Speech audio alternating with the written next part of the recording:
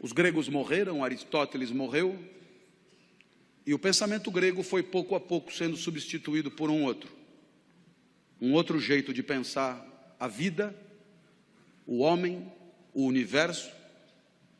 E esse outro jeito também tinha um grande líder, um grande mestre espiritual, chamado Jesus. Jesus nasceu em Nazaré, 350 anos depois de Aristóteles. Aristóteles, você sabe, era grego, estudou na academia de Platão. Jesus era judeu e se formou no judaísmo. Aristóteles tornou-se um subversivo na academia. Jesus tornou-se um subversivo no judaísmo. Jesus disse coisas que ninguém tinha dito antes. E Jesus, grande sábio que era, respondeu à nossa pergunta: o que a vida tem que ter para valer a pena? E a resposta de Jesus é impactante até hoje. Por mais que vivamos numa sociedade de cultura cristã, a resposta de Jesus, quando anunciada com clareza, produz extraordinário impacto nos espíritos de quem ouve. O filé mignon da vida, a vida que de fato vale a pena, é a vida assumidamente dedicada ao outro. Isso é absolutamente incrível, sobretudo para nós, acostumados a ouvir que o sucesso da nossa vida tem a ver com o nosso próprio ganho, com a nossa própria riqueza, com o nosso próprio conforto, com o nosso próprio poder. Jesus dirá mais ou menos o contrário. O filé mignon da vida, aquilo que fará de você um vivente feliz, é a entrega, é proporcionar, é alavancar, é permitir que o outro viva melhor do que viveria se você não existisse. É permitir que o outro sorria o sorriso que, se você não fosse, ele não sorriria. É permitir que o outro sinta a alegria que, se você não estivesse, ele não sentiria. E aí sim, você terá vivido vida boa, vida que valeu a pena. Lição de Jesus. Bem, os exemplos podem ir ao infinito. Basta que alguém que você ame fique doente, para que você gaste num único cheque tudo que tinha guardado para si. E aí você descobre rápido o que vale mesmo na hora de viver. A minha filha Natália é a mais nova dos meus filhos, tem 13 anos hoje. Quando tinha 4, foi acometida de gravíssima doença, rara no Ocidente. Síndrome de Kawasaki, um vírus letal. Funciona mais ou menos assim. Esse vírus só aparece em crianças de 4 a 6 anos. Esse vírus, se desincubar, mata a criança na hora. Mas tem uma vantagem. Se ele não desincubar por 2 anos, ele acaba morrendo. E a criança está definitivamente curada. 2 anos só, 2 anos esperando. Eu olhava para minha filha na UTI e eu me dizia: por que não troca? Eu fico no lugar. A vantagem é óbvia. Eu fico aqui e a criança fica livre disso. Como não estava dando certo, eu fiz proposta irrecusável. Pegue 20 crianças com isso.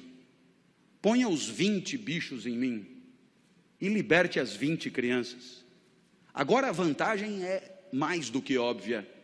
Não esqueça de pôr a minha filha no meio. Bem, pensando assim, eu aprendi coisas sobre mim. Coisas que eu não sabia. Eu aprendi que para mim a vida não era o bem de maior valor. Continuar vivo não era o mais importante. Porque se fosse o mais importante, eu não trocaria. Se fosse o mais importante, eu jamais faria aquela proposta. Então, naquele momento, eu aprendi que havia alguma coisa que valia mais do que continuar vivo. Eu aprendi, então, a maior lição de Jesus de Nazaré. A maior lição. O que mais vale na vida, o filé mignon da vida. Eu aprendi que o amor vale mais do que a própria vida. Por isso propunha a troca.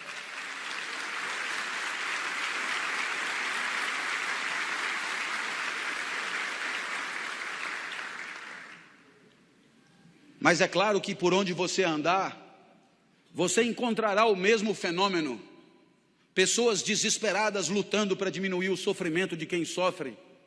Na Boate Kiss em Santa Maria, nos desmoronamentos em Petrópolis e Teresópolis, nos incêndios em São Paulo, pessoas completamente despreparadas se atiravam no perigo em nome da proteção da vida alheia. Você encontra isso por onde você andar. Para desdramatizar, minha filha completou 13 anos em maio, e ela virou para mim e falou: papai, ela está completamente curada, portanto, e ela falou: papai, eu queria comemorar meu aniversário em casa, queria mostrar minha casa para os meus amigos, você deixa? A minha filha sempre pede tudo para mim, porque de mim ela sabe que ela tira tudo que ela quer, depois ela só comunica à mãe. Eu já falei com o papai e ele já deixou. Vieram 39, subiram no mesmo elevador, invadiram o apartamento no mesmo segundo.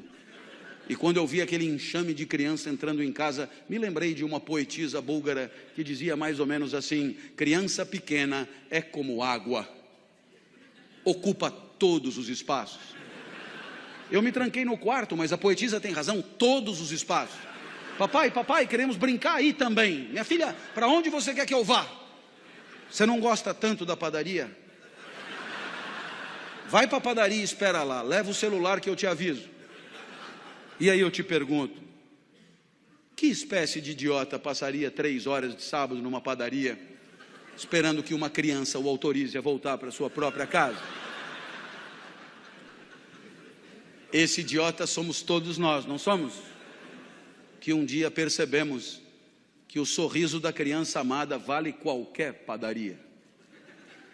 Minha filha me autorizou a voltar, e quando eu cheguei em casa, porque ela é muito legal, ela virou para mim e disse: papai, muito obrigado por ter deixado, eu me diverti muito. Eu sou emotivo, rapidamente as lágrimas brotam, e ela continuou então inapelável: eu queria te dizer mais uma coisa, eu adoro ser sua filha. Nossa, eu para ouvir aquilo passaria uma semana na padaria. Eu acho que eu abriria uma padaria. Nesse momento você poderia imaginar que o exemplo de Jesus encontra abrigo em situações de afetos familiares, e você poderia imaginar que aqui é trabalho, evento profissional, competidores à flor da pele, com sangue no olho e faca nos dentes. A lição de Jesus não encontraria lugar aqui. Eu tendo a discordar. Há 30 anos, como professor universitário, me perguntam por que escolhi essa profissão. E eu costumo brincar dizendo que Jesus explica. Porque se a vida boa é a vida dedicada aos outros, se o filé mignon da vida é a vida onde cada jaula e cada caloria é destinada a alegrar quem está na frente, se a vida boa é a vida em que o outro e o seu desabrochar são o maior valor, admita que a minha profissão é imbatível. Tudo é pelo aluno, é para o aluno, é em função do aluno. É o aluno que aprende, é o aluno que se forma, é o aluno que se capacita, é o aluno que se prepara, é o aluno que se posiciona no mercado, é o aluno que volta para você depois que está trabalhando para continuar estudando. Tudo é por ele, cada aula preparada, cada livro escrito, cada ensinamento dado é para que ele possa pensar melhor e viver melhor. Nada volta, nem salário tem. É evidente que é pelo aluno. Mas eu falo do professor a título de exemplo. Todas as demais profissões podem ser assim. Quando o médico volta para casa à tarde e às 4 da manhã é acordado, ao se levantar, ele talvez ganhe mais do que o professor, mas não é por causa disso que ele levanta. Nem ele, nem o dentista, nem o advogado, nem o psicólogo, nem ninguém. E aí eu costumo dizer, disse até uma vez num evento de mídia que depois na internet atravessou o país, que trabalhar é quebrar o galho de alguém. Trabalhar é quebrar o galho de alguém com conhecimento de causa. Trabalhar é quebrar o galho de alguém com formação. Trabalhar é quebrar o galho de alguém com método, com expertise, com protocolo. Mas trabalhar é, antes de tudo, quebrar o galho de alguém. Feliz daquele que consegue enxergar na alegria do outro o resultado das suas ações, do seu investimento, da sua dedicação e do seu empenho. E é evidente que alguém como você, que trabalha com um valor maior de felicidade, que é a segurança, é evidente que alguém como você tem claro no seu espírito que se você se empenha por progredir, por ampliar seus negócios, por servir ao maior número de pessoas, muito antes do que pensar no próprio enriquecimento, muito antes de pensar no próprio acúmulo de recursos, muito antes de pensar na própria fatia de mercado, muito antes de pensar em si, você sabe o quão bem você faz às pessoas que bateram a sua porta. Você sabe o quanto as pessoas confiaram em você para bater a sua porta. Você sabe o quanto as pessoas que não dominam o setor como você domina, confiaram em você para entregar a você a segurança daqueles que ela mais ama, seu maior tesouro, seu bem mais precioso. E você enxerga isso, entende a responsabilidade que é a sua, e sabe que a tua maior responsabilidade não está na simples ampliação dos teus negócios, mas está na proteção daqueles que acreditaram em você, na proteção daqueles que em situação de não defesa, de situação de insegurança, vieram bater a porta e confiaram nos serviços que oferecem.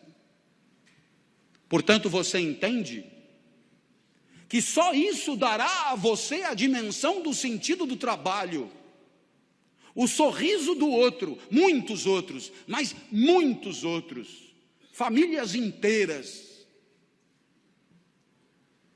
enorme quantidade de gente que sorri um pouco mais, por se sentir um pouco mais seguro. Aí está o sentido do seu trabalho.